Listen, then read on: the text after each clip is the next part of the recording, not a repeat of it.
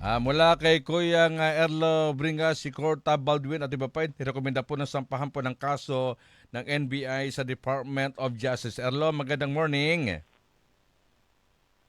Kuya Glenn, dumating na ngayong Lunes ng umaga dito sa Department of Justice ang makakanatawan ng National Bureau of Investigation para maisumite ng rekomendasyon sa mga kasong isasampa kaugnay ng pagkamatay ng Ateneo student artist na sina Rene Baterbonia at Divine Adili sa Aurora. Inirekomenda ng FBI ang pagsasampa ng kasong reckless imprudence resulting in homicide laban kay Tab Baldwin, 6 na assistant coach at isang physical therapist ng Ateneo men's basketball team.